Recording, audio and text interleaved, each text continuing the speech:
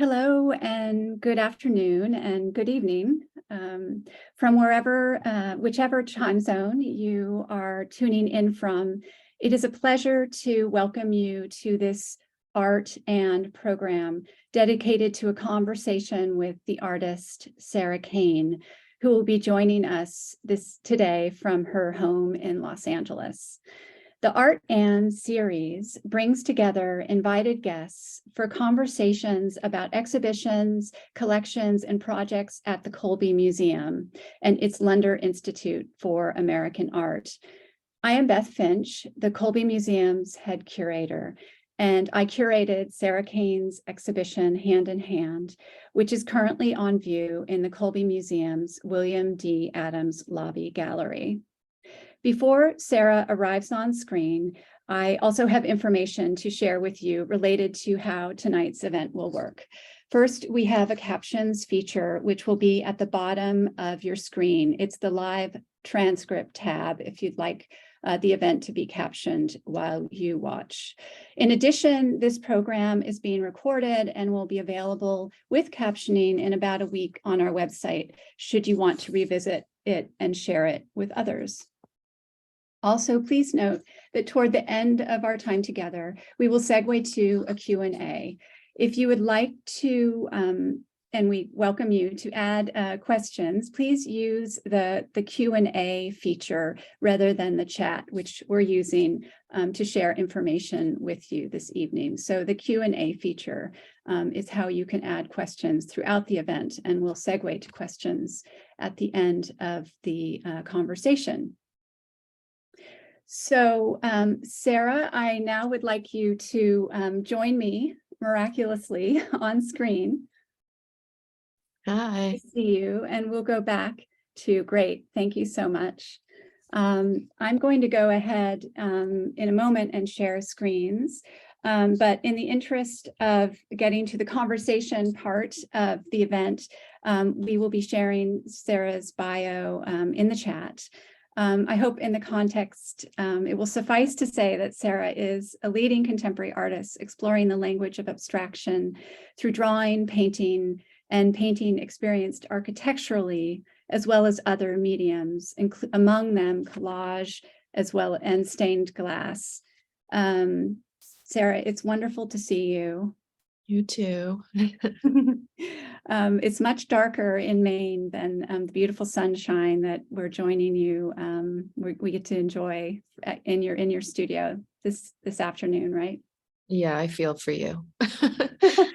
We actually had snow for the first time yesterday, this fall, and it was particularly a day that I definitely spent more time in your installation as I came to terms with the inevitable of what we'll be seeing soon in terms of ice and snow. Yeah, we've done a full circle. I can't believe our install was in winter and you're back there already. I know. It was sort of tail end of winter, right? Yeah, But felt like winter to me. It did, I know. We had a lot of gray and well, typically March days, definitely when you were installing. And this exhibition opened on March 31st of this year. And I have to say, the floor has done so well. We were all really worried that it wouldn't weather well, and it's just done beautifully. It looks beautiful. So yeah, yeah. So tonight we'll have slides to share that offer, a sort of snapshot, a kind of roughly chronological story, how this project began, around the time this project began. There'll be, of course, a pandemic story in there because it had that moment. And then hopefully we'll also get a chance to talk about we will talk about some of your other projects in recent years, and then perhaps touch on a connection between upstate New York and Maine, which I think we sensed when you were here that you understood this place, Central Maine, quite well based on your own experience, having grown up in upstate New York. So without further ado, I'm going to share a screen here.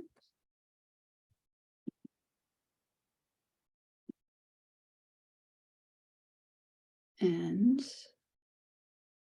for a moment.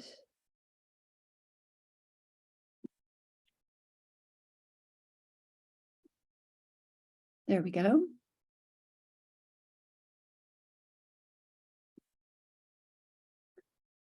So I can't see you. Oh, Not sharing yet. okay, sorry.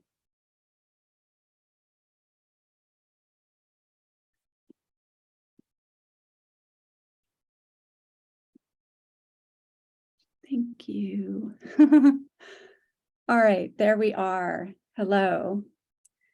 So this is a show called Dark Matter that you did in 2016 at Gallery Lalong. And this is the exhibition that I saw and was just, well, it swept me off my feet. It was such a delight to experience it, and it felt so exciting. And I immediately started thinking about, what it could mean to present a project like this at the Colby Museum in our lobby. And so I guess I wanted to ask you, Sarah, what problem or what solution did you find by moving to the floor? What was that impulse for you? I had been working on the floor since the beginning, but they were never, you couldn't really walk on them. I did try to make a floor painting in 2009 that was made off of traditional, I forget what it's called, but it's something that in colonial times you would take the sail of your boat and then paint on it, floor cloth. So I did, the first one I made that you could walk on was a floor cloth, basically like canvas on the ground. But that, it wasn't really satisfying because it just looked like a rug. And then I did a lot of works on site that you couldn't walk on. And then that I could feel the tension in the viewer, and it was just frustrating as a viewer and as a maker too, because they were, you'd have to have a security guard telling people not to walk on them. And it just felt like instead of opening up painting, I was putting more boundaries, which is not what I like to do.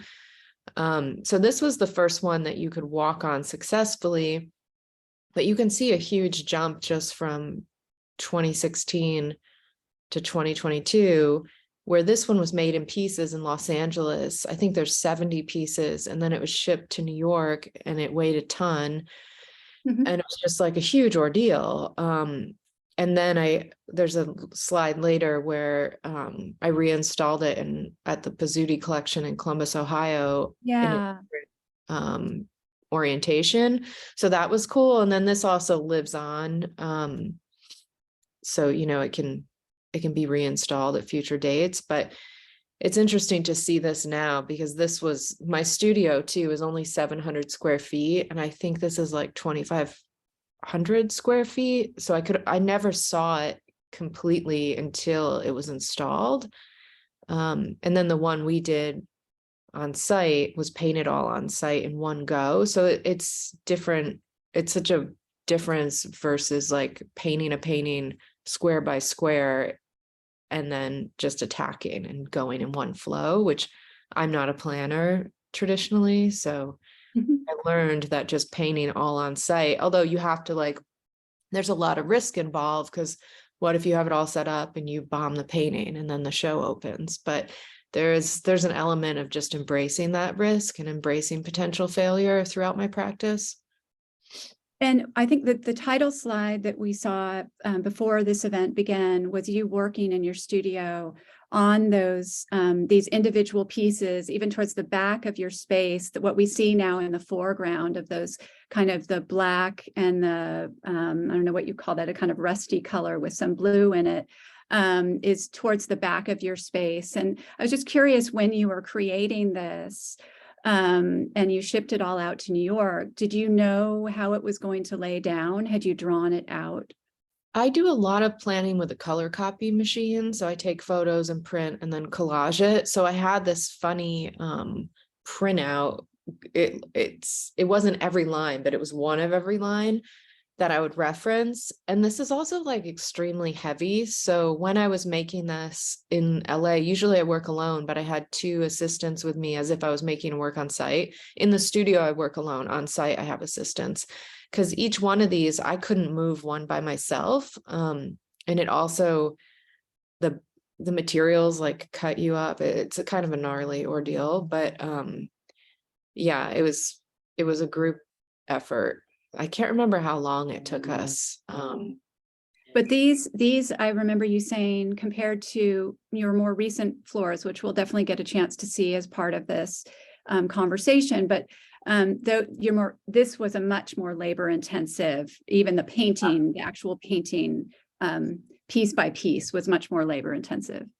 Yeah, I mean, as I get older and wiser, I asked the museums to prep and prime for me, and I did all the prep and prime myself. I didn't actually cut it. I did hire someone to cut the pieces, but you know, the more I do, the more I realize there's things that I just don't have to do. But I learned through doing. So I like to do most of my work myself, because in the process of learning and failing, I learn new weird techniques, and my painting practice is very inventive as far as materials and approach. So it was essential that I did this first one start to finish myself, I think. Mm-hmm. But this period, as you were making this was in part because you had been making other works, and we added one to the slideshow here, Face of Satan. Yeah. Right, from 2011, I believe. Yeah, go ahead. No, go ahead. Yeah.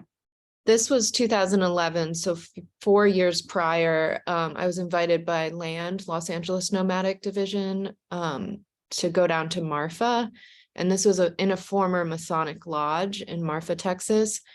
So, you know, there was this idea. I mean, that there's spirituality or belief because it is a Masonic lodge and myth and everything. But the title Face of Satan is because there was a giant thunderstorm that rolled through when we were making this. And I heard someone call someone on their cell phone and say, the sky looks like the face of Satan, get in the church basement. Like, you know, they thought the end of the world was coming. And I painted through it and made this piece in response to it. So a lot of times the titles come from things I hear or see, or dark matter, the one before, must have been reading about dark matter and what it is. And I liked the concept of it. It seemed to relate to painting and the mysteries of painting. Mm-hmm. Mm-hmm. Yeah, when I saw this title, Face of Satan, I was curious, because many of your other titles also, like The Imaginary Architecture of Love, and which your project that you did in Raleigh, and Hand in Hand, the Colby project also, you know, not always. I mean, I think you bring a lot of humor, and you are, as you mentioned, picking up titles from various places. But this was one where I thought, oh, you know, because I think it is true often that we see faces in clouds or other things. I think it's actually there's a term for it. It's called pareidolia, I think, something like that tendency. And I wondered if you have that tendency in particular. Like, do you see faces in things more than other people? No, I mean, I view the world pretty abstractly. So I don't tend to see faces, but yeah. Anyway, but you began to make paintings that were going onto the floor and needed to create it, or the floors became a way to allow people to walk on them freely, as opposed to creating a painting that people weren't quite sure whether they could walk on it. Right. Yeah. Or would get damaged by walking on it. Yeah. And go ahead. It took a while to figure out the materials, and people always ask me, and I'm like, well, you know, you could do 15 years of research to figure it out, but it took a while. Now it seems pretty simple. And I'm glad to hear that it held up well for a year. But this also, like, the thing on the left is a wooden pallet, and there was a lot of furniture left over in the Masonic Lodge. which then became part of the work. So a lot of times, whatever debris, the same way that whatever language is around might enter the work, whatever objects are around might enter the work. Same with colors. And space itself, right? Yeah. In this case, yeah. Yeah, that was a fun project. And this goes back just to mention that, as you mentioned, it's the Pizzuti collection, right, in Columbus. Yeah, which I don't think they have this building anymore, but Ron bought this piece and reinstalled it there. And I was thinking about the reinstall sort of as that memory game. I mean, I don't get too heavy into concepts usually, but it reminded me a lot of that game you play as a kid where you flip the cards over and you're trying to match the parts. But I think I actually like this composition better than the linear one. Like mixing it up seems a lot more like my actual spirit in the way I paint. But it's a totally different feeling, and the spaces were very different. This one was horizontal versus Lalong was linear, or vertical. Yeah, that's a good point, because I think in some instances, we get, I think, stuck on this phrase site specific. But your work strikes me as more sort of site responsive, like that. And so that allowed you to, and maybe I'm, correct me if I'm wrong, but it allowed you to take the Lalong project and then re-envision it in a new space. Yeah, it was always conceived to be, I think of them as, sometimes there's site responsive, but also site transferable. So this one I wanted to live past me. And in 2015, when I did that Raleigh, the Imaginary Architecture of Love show, they produced a catalog, and it was 10 works on site over the past 3 years. And it was when something clicked in my brain, and I was like, all right, I've made about 50 works or more, probably more, that have been destroyed. And that was great. And, there's something to that. However, like, I don't want to have my whole life be destroyed when I die. So there was this shift where I was like, okay, how can I make things live more than once? So this was conceived that, someone would rehome it somewhere. And then we did begin talking with you about floor at Colby. And then concurrently, or along the way, you began to work on this major commission for the San Francisco International Airport. And it's entitled "We Will Walk Right Up to the Sun." And it dates to 2019. This was new for you, right? You'd never worked in stained glass before, is that correct? Yeah. At the same time, I made one, a smaller piece around the same time, 2018, which I think I started this in the 2018 finish, but it was just a small work. But this was the first time I actually got to use glass as a material, which is pretty insane because it's 10 by 150 feet and a gigantic budget. But it's an incredible piece. I really love it. I learned a lot. I'm working on another one, not quite as big as this, but about half the size of this. And it's interesting to see the early works and what I've learned. It's cool to start a whole new material. But then again, like, it seems so different from my works on paper that are very meditative and small to this huge architectural wall.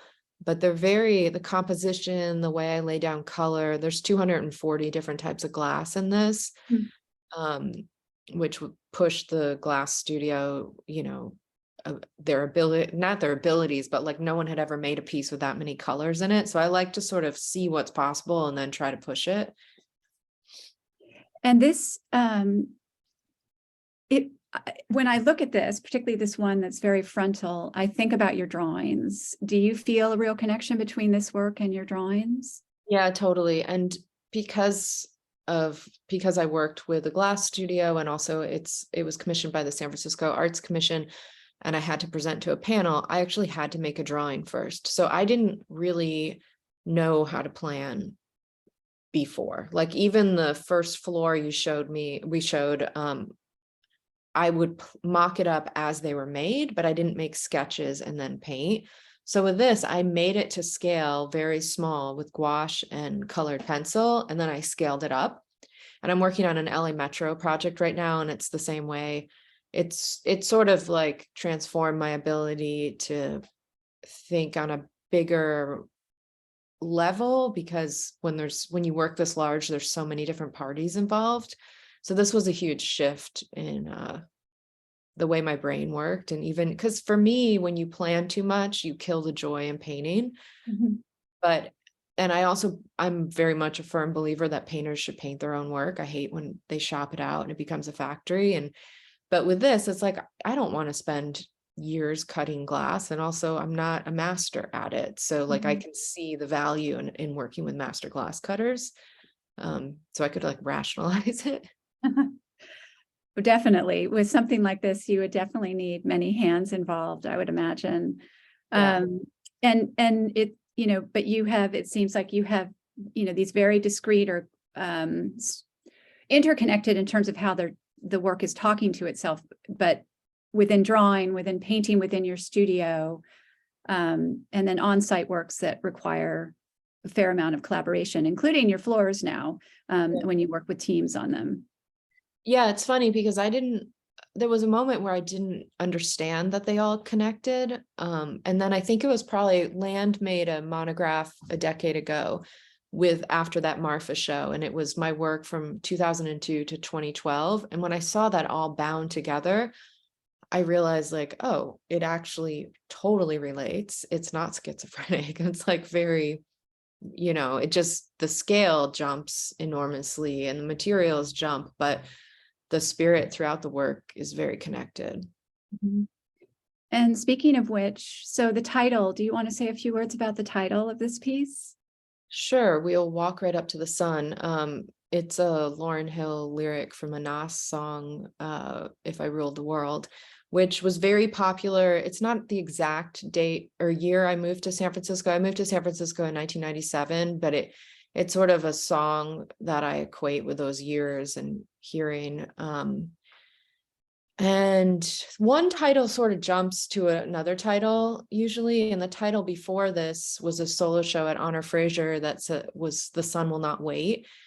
And that, oh God, I can't remember the name. There's this great nonprofit in Los Angeles that this woman started that funds a girls' school in Africa. And I went to a fundraiser for that, and the founder in her talk said the sentence, "The sun will not wait." And it was just like, really hit me as like, okay. And it related to where I was personally in my life. And this one, we will walk right up to the sun. I think I mean, like, and part of me thinks, who cares? My personal life doesn't matter. It transcends me personally. But what I was going through was establishing a home, and both in a sense of like my studio and my house in Los Angeles, the idea of becoming a homeowner never seemed feasible as an artist, but it was happening. And emotionally, I thought I had built the structure of home, which ended up not being true. But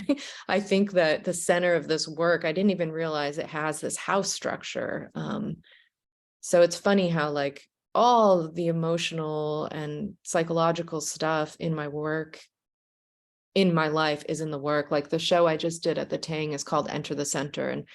And it's also a vaginal pun, which is just me. Like there's so much about being a woman in my work. And my friend said that to me and I stole it as a title, but Enter the Center is really about entering the center of like what's happening right now, because that is it's directly translated into the practice.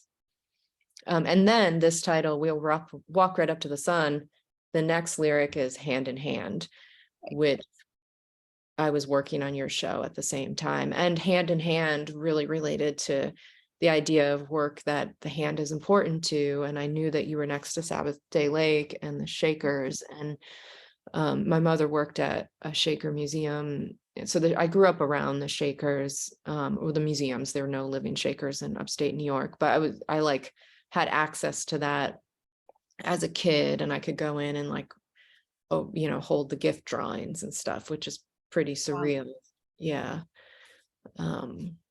Yeah. Well, I also think the title, We Will Walk Right Up to the Sun, if you're flying, like there is something about flying. If we if you fly enough, you get sort of habituated to it, which is a crazy thing. But it is, I always felt like there was, in the context of a place of transit, where you're doing something crazy, like getting into this thing and leaving the earth.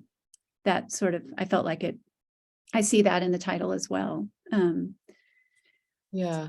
So this was a momentous moment. Soon after this was made, and we began working on earnestly on your project for Colby. There was a moment, and you were going to fly out in March of 2020 when we needed to press pause. I remember it viscerally. I know exactly where it was when we made the decision to, in fact, and have the conversation with you and say, no, of course you shouldn't be getting on that flight. It was just steps away from this office. And, you know, we really didn't know at that time whether we would ever get to chance to do your show, because we knew we needed to install it during a spring break to create a situation where we could close the lobby, not close the museum, but close the lobby for the time of the installation. And of course, everything felt very up in the air, and it was just full kind of crisis management mode. But we were just so thrilled that it could eventually move forward. In the interim, you did a lot of things, including this show, which I did not get a chance to see, but in preparing for this conversation with you, I just was inspired to add this slide. And I wondered if you could speak a little bit about this work that you're sitting next to on this railing. Yeah, this is at Momentary Gallery in Los Angeles. It was September 2020. It was a horrendous time for a lot of people. And we personally were having forest fires. We also had the National Guard here. We didn't have vaccines. We didn't know what was going to happen in the election, presidential election. And painting this, it's funny, a lot of the paintings, like the first floor that I did all in one go was at Honor Fraser. And it was like a giant rainbow. And when I first laid it down, it was meant to just be the first layer, because I usually paint in a lot of layers.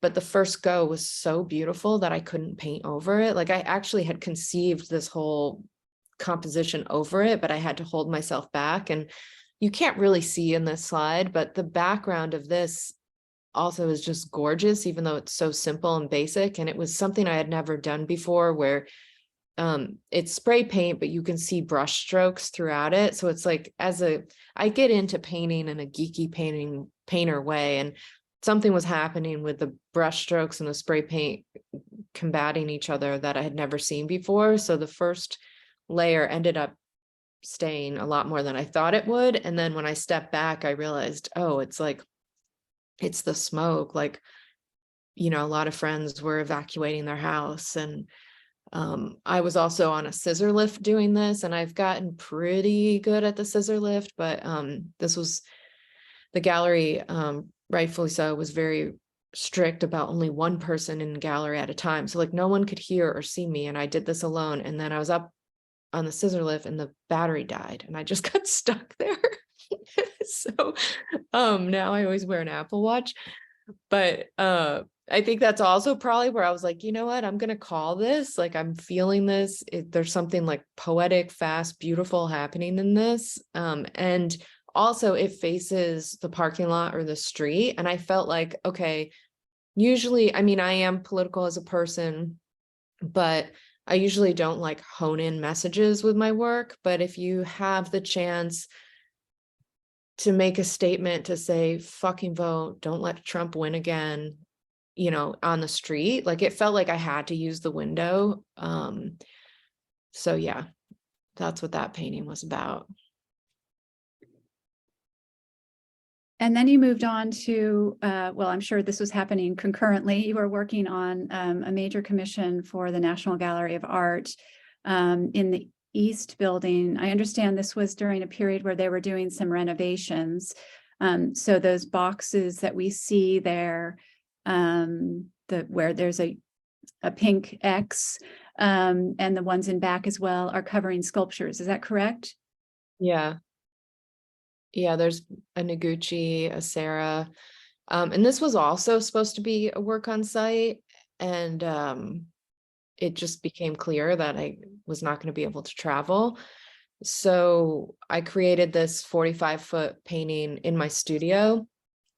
And it took up every single inch of wall space. And I didn't even measure it. I have like a pretty good ability to like visually wing things, but this was crazy. Like I couldn't believe I ordered the canvases and I hung it and it was a complete circle. So similar to the floor, the first floor in pieces, I never saw this until I went to the National Gallery, and it really blew me away. The vantage points from outside, from the balconies, like it just sang in such a like remarkable way that unfortunately like the photos just don't do justice because of the stone. Like it has such I have one more.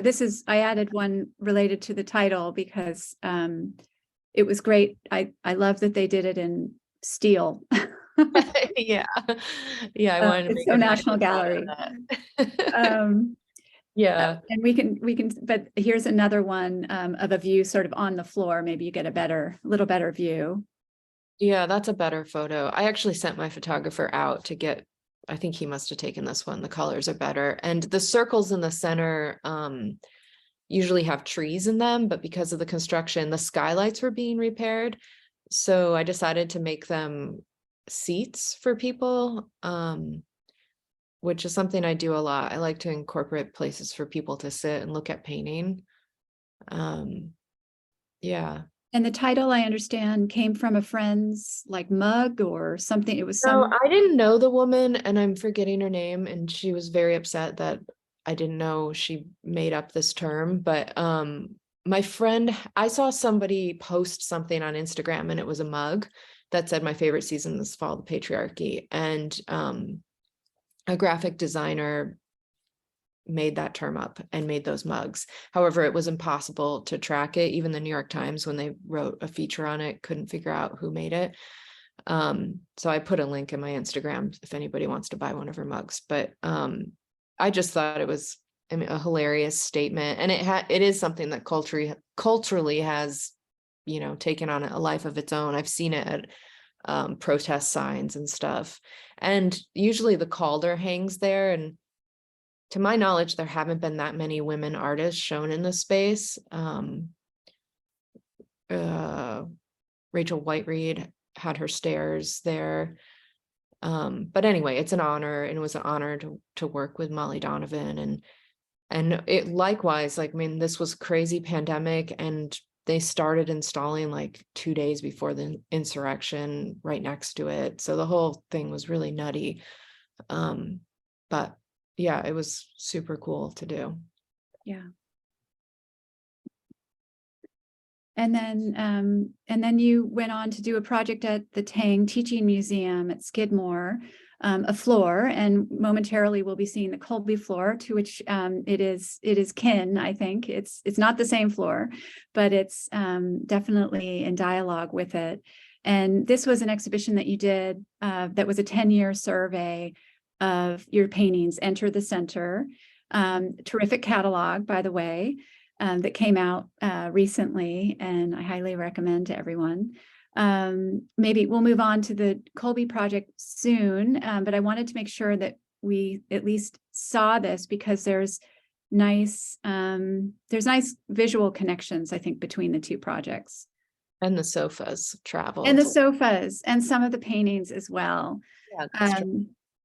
So this project closed, and you had the very good idea to send the sofas our way, and we have been enjoying them all these months, as well as a few of the paintings. So in this next slide, we'll see the Colby floor, 2 of those sofas, and then it's Glory, right? Or yeah, it's Glory. Yeah, Glory, the painting to the left. The painting on the left, which was also in the Tang installation.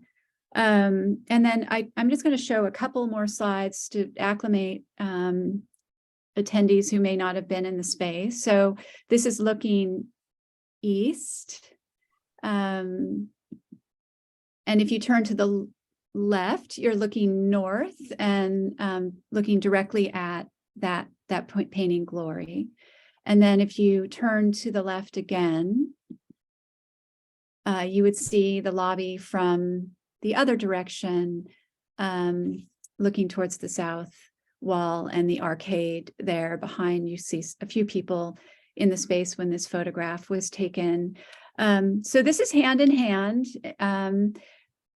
And we've touched on it a little bit. Is there anything you want to say, Sarah, about this particular constellation, how you saw this come together between the more geometric shapes and the brushy ones? I do remember you saying when we were working with the team that you were trying to keep like a few moves always in front of them, but not to have it too planned out.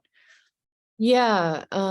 Also, Kelsey, who worked with me on the Tang one, came here. So I think there's also psychologically a carry through if I'm working with the same person, because they know where I just was. The purple circle all the way on the back left is traced from a hula hoop, which Glory, the painting on the right, has a hula hoop. So that was a carry through that I wanted to pull out from the painting. Similarly, as the back wall, that painting is called Dance Moves, and I wanted to sort of move the dance party off the canvas onto the wall, and it slips down onto the floor too. Yeah, I have like these visions that I get flashes before like the next thing. But I never really know what I'm doing. And this slate blue I never really intended to leave it, to have it cover that much floor. But when I put it down, it was so gorgeous. And it reminded me, with the two sofas, it felt like you were just sitting on the end of a beach and you're watching the waves come, which maybe I needed to fake that because it was so cold there. And I was like having a hard time with winter. But also I feel like as you paint, the practice of painting is a lot, like the farther you get into your painting day, a good painting day, the more it is like you're watching the waves psychologically. And yeah, I had a crew of local and one helper with me, and it is really important for me to do some things where I can have plans where, like those geometric shapes, there's like 3 to 4, if not 5 layers of paint on those. And I don't need to be the person who does that, but I do have to be the one who figures it out the first time.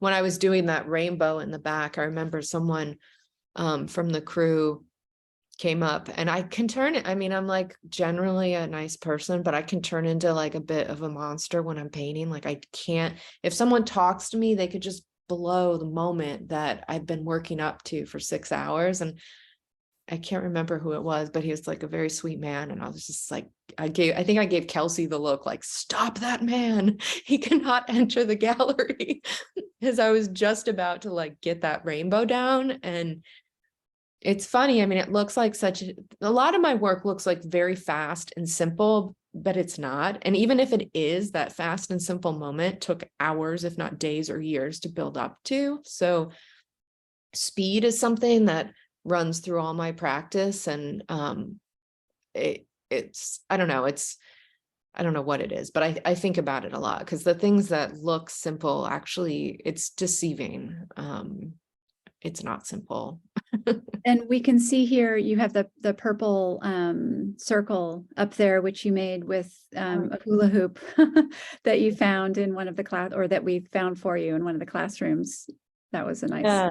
Yeah. And I was thinking of that too as the moon. So I was thinking that like you were watching the waves and there was a moon. So there's like definitely California nature's always been really important to me, but it's one of the few things besides painting that I truly value on such a high level. Well, one of the artists who worked with you on this, Tessa O'Brien, subsequently received a Lunder Institute fellowship and has a residential fellowship studio here, and is working on a mural for a new art center that I'll mention as we complete the evening, but it was great that she was able to come to work on this and then continue her work with us through this particular project of her own. Yeah, that's great. She was such an amazing, fast painter. It's funny because a lot of times in the beginning, I'd say, okay, I need painters, and people don't understand how hard it is to cut a line, but Tessa can maybe cut a line faster than me, which is very, very rare. We're at least equal. She might be a little better at it.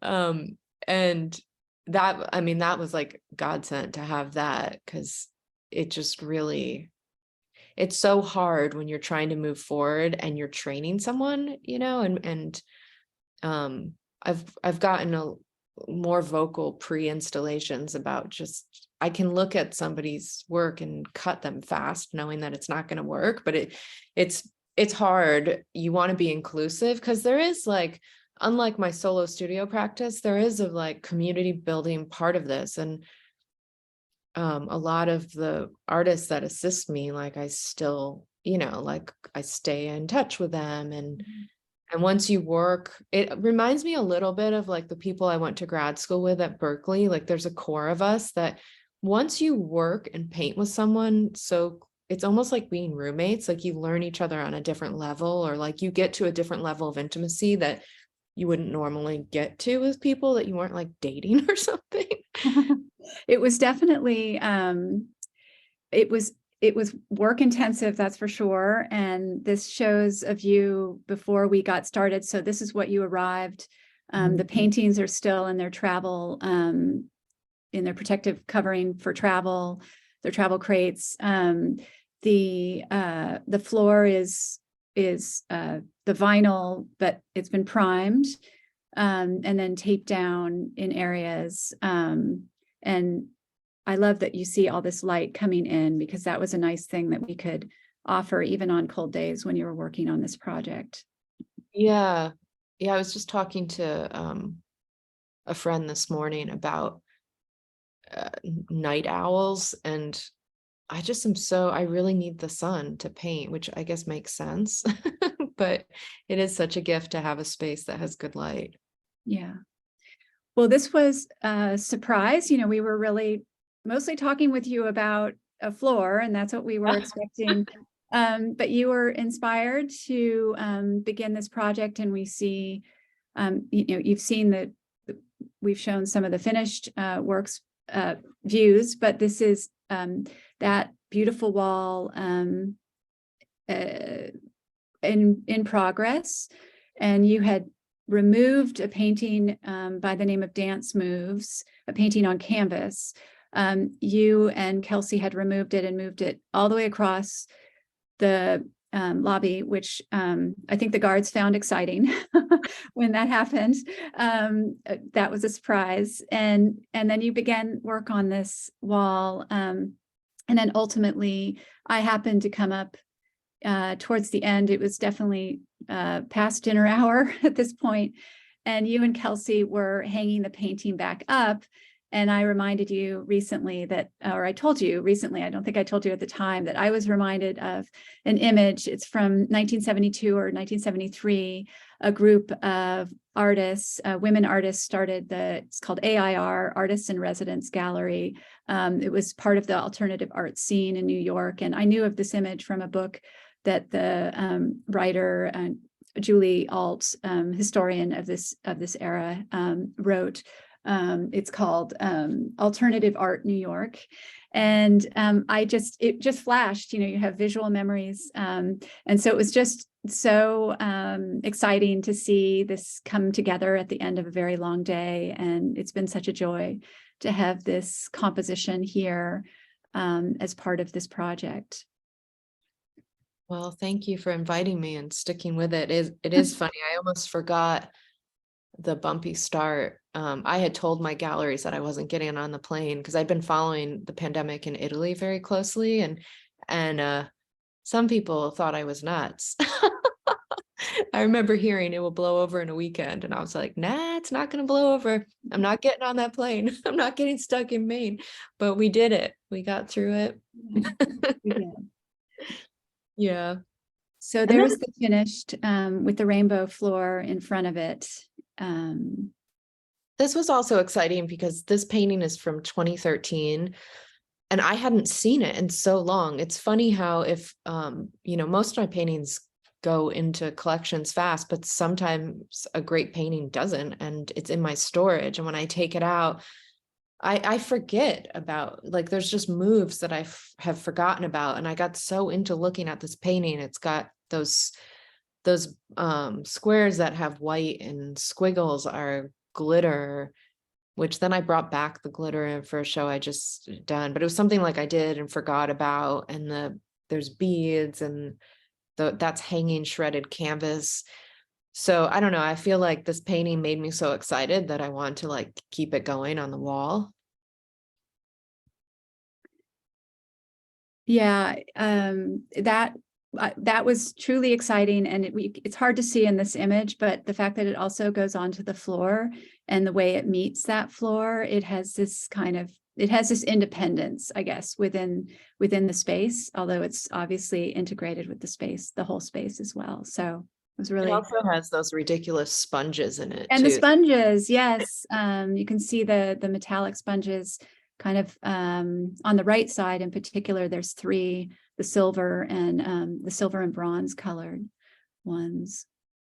We'll segue to questions in a moment, but we also created, and this was a collage that you created. This was before the pandemic, because we were well on the way to producing what we call an in-gallery, so a free brochure that's part of the exhibition and includes a brief text by me and more images on your work and this poster, right, which is a takeaway artwork that you created for this project. So I thought I wanted to make sure that we mentioned it, and I wondered if there's anything you wanted to share about it. Sure. Well, I've always been really into ephemera, and even like my first gallery show ever had a poster. And in the beginning, I used to make a poster for every show. And I do these collages one of my first jobs ever at like 15 or 16 was I worked the late night at Kinko's when that was still a place people knew what it was. But I would make these color copy collages from personal photos. So they're sort of diary-esque. They're totally like, that's my contractor, Ernie, who basically like sometimes I feel like we live together, but he's just always here fixing something. And he cracks me up with that he is a badass, and he's got the tattoos of ex-girlfriends on his elbows that are amazing. And and like next to his head is a woman in this metallic snowsuit that I saw in Aspen when I was installing a work on site for the Aspen Art Museum. And that's my cat, White Mom. And down on the bottom, actually, which I don't even think I told you this, but the three of us on the bottom are me and my two closest people from undergrad. And we're at Bill Bergson's funeral there. And he was a poet that was really important to me. And so it's just like, it's got all these different layers. The group of women on the left, I took that photo in a park when I was doing a show in London. And and most of the plants are from my yard too. So I don't know. I love these. I actually want to do a whole show of these. I feel like it's funny. I feel like artists sometimes struggle a lot with like what the galleries want and market. And I usually don't. I'm just like, this is what I do here, take it. And we're not going to discuss. But I have felt a little pushback on these. But I also feel like they're accessible in a different way that's interesting to me. And I feel like I love abstraction because it's abstract, and I don't like to drive home messages or explain things. I like the open-endedness of it. But it is also really based in the personal. And I think as a woman too, like women get like cyberbullied and stuff way easier. And I learned to sort of hide, to keep my private life private, because it can supersede the narrative of the artwork. But there is, for me, something interesting in these because I'm actually just like letting it all hang out, and there's like a tendency like not to want to do that, but every time I have a tendency to like think, oh, maybe that's too much or that's weird, then I want to embrace it, because then it's like, well, what is that thing what's the thing that's uncomfortable, and what's actually interesting about that? Hmm. That's a rare snake too that I found in my yard. I took away from one of my cats. We did talk about, as part of this project, the idea of the volunteer, in terms of those plants that arrive miraculously in your yard. And I think at least maybe one of these images of, yeah. Yeah, well, they're wild, but yeah, I loved that description in your essay about if I was a plant, I'd be the volunteer plant. And those are a lily, but they're called naked ladies. So there's the naked lady legs. Yeah. Yeah. And I just wanted to mention, and we probably don't have time to go into depth, but you've also published this beautiful book, the music book. This is produced by the Tang, which is essentially a facsimile of this music book that you found in a bookstore in Germany somewhere, and have been making drawings in, right? Yeah, gouache paintings. Mm-hmm. Right. Yeah, there's like 25, and then we just unbound it, and I just did a show at ADAA Art Fair in New York and showed them all framed, and that was amazing because I got the book in 2008, and I've only seen one page, and I showed it at the Hammer Made in LA show in 2012 before they were all finished, and I finished it last year. And to be able to actually view them all, it's similar to the other projects, like you work on something and you never see it all together, but then seeing it up all together was satisfying and bizarre. And when I took it apart, some of the orders shifted, so it became this new thing. And I think throughout my practice, there's this there's a curiosity and flexibility and an ability to adapt to change fast that's important to the work. Mm-hmm. Yeah. And then the last slide I wanted to make, this goes quite a bit back, I think, to, now I'm going to, I don't have my 2002 or 2001 or 2002. It's very early. It's like 20 years ago. And it's at one of your earliest paintings on the floor, done in an abandoned space, I think in upstate New York. Is that correct? Yeah, it's in Chatham, New York. And it was dedicated to Bill Berkson. So it's nice to make that connection between the, I didn't realize that with the collage that had that connection. But it was also a huge moment in my brain because he had seen this work on site I did based on synesthesia and sound in SF, and it was very minimal. A lot of my early work was super minimal and quiet. And if I did works on site, they were in the corners. And he said something to me like, well, if you paint it in a fuck it manner, people aren't going to pay attention. And I never did anything in a fuck it manner. And he and I discussed this later, and he didn't remember saying it. But what I took away from the conversation is get yourself out of the corner, be bolder. And this building was abandoned. And to the left, there was a giant hole. It was an old dance hall, and they had a fire. So a fire burnt through the center.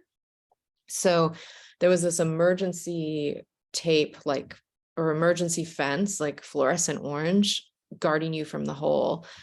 And I convinced the owner of the building to give me the keys, but it was disgusting. There was like pigeon and cat shit everywhere. And all the colors were these sort of like red alert emergency colors. And it went from that window to a brick wall. And it was it changed my brain to do this piece.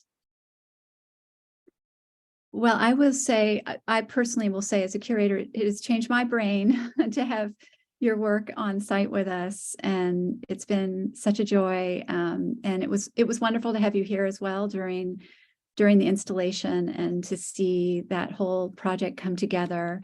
I'm going to stop sharing now. And we have one really lovely question from the audience. And it seems very apt to today, because today there were many students, and visitors of all ages, and many happen to be little ones in the space. And so Robert asks, have you noticed the excitement and pleasure expressed by young children as they enter the lobby space? Wonderful to behold. We older folks feel our spirits lift as well. Your thoughts? I think the number one comment I always hear is that my work makes people feel better, which is great. And it was never something that I intentionally set out to do, but I think that probably the reason I paint is to make myself feel better. And I didn't even know I had seasonal affective disorder or whatever it's called until I moved to Los Angeles. And for the first time, which I don't know when that was, 2007, but I lived a long time before I actually felt happy for most of the year. But the thing that got me through was painting. And I think it's why I choose a very bright, vivid palette. But I have been sent a lot of videos of kids on those floor paintings, just like having a blast. And it's great. It's good to add something positive to the world. Absolutely. Absolutely. Well, we're, I think, almost at time, Sarah, and I want to thank you for this conversation that we've been able to have. It's been so much fun to revisit the installation and process a little bit, honestly, the whole period as we waited and wondered whether this project could come back. And I forget that. I've just yeah. And it was a bit of a miracle that it got back on the schedule, and it's been wonderful to have here. And it has also signaled, what painting can be, where it can live, how it can be experienced, and to have all these months with it has been really important to this institution, and it's helped us to feel differently about that lobby space, which is where we welcome our visitors. Well, thank you, Beth. It's been a pleasure working. Yeah. And I do really love Beth's essay. If you get one of the posters, it's a nice overview of the practice. And yeah, thank you. And in closing, I also want to thank Chris Berquist, who helped organize all of this, Andrea Lee, who helped us out at the outset with some tech support related to tonight. I want to remind us all that the Colby Museum is free and open to all, and that Sarah Cain, Hand in Hand, the exhibition we've been speaking about, will be on view through December 11th. So if you haven't been here yet, if you can make it here in person, please come and see it. It will be bittersweet when it closes, but there will be some solace in the opening of the Paul J. Schuff Art Center in downtown Waterville. This has been a project of many years that will open in mid-December. And the Colby Museum will have a gallery in this new building at 93 Main Street in downtown Waterville. And the building's grand opening will be on Saturday, December 17th, all day. So more information, I think, can be added. I believe Chris is adding it to the chat. And thank you again for joining us tonight. Take care. Bye. Bye.